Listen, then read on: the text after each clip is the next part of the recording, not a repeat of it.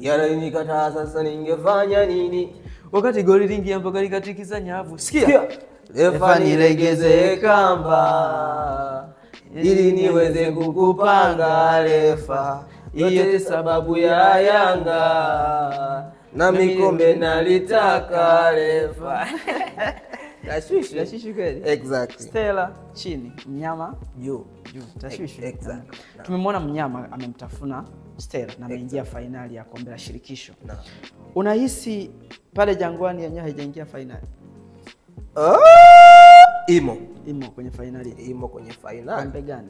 Kombe lile la Mapinduzi. Kwa Madube. Nani kwa nani wanasema kwa Lucky Dube wa nani Pemba? Exactly, kwa Lucky Dube wa Pemba. Kwa hiyo Simba ameingia finali na nusu finali na yenyewe inacheza ingie. Na yenyewe inacheza nusu finali ili iweze kuingia finali. Tunachoangalia ni finali. Kikubwa finali.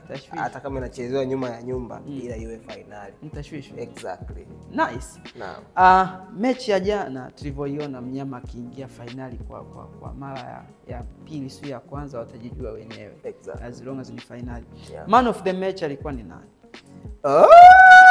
VAR. Wala sio Mpanzu, wala sio golikipa. Ila ni VAR kwa sababu unaona VAR iliupiga mwingi sana. Kuna wakati ilikataa goli la Simba.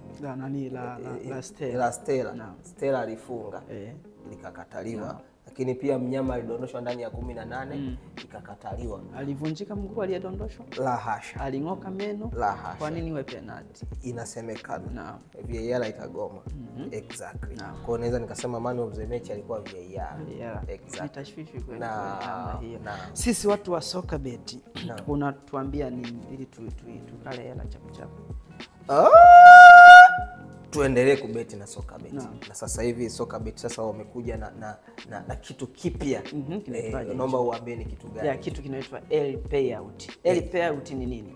Ukiwa una bet na soka beti sasa kwenye mechi yoyote timu ambayo itaanza kuongoza kwa tofauti ya magoli mawili. Kwa mfano, dakika ya 12 tu timu inaongoza 2-0.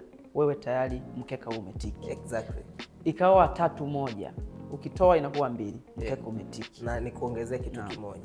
Hata kama kuna mwingine alibeti ile timu ambayo ina 2, yani imeongoza 2, sawa? Hakuipa. Ila alibetia kawaida. Baadaye ikarudishiwa afu ikapigwa. Na kala.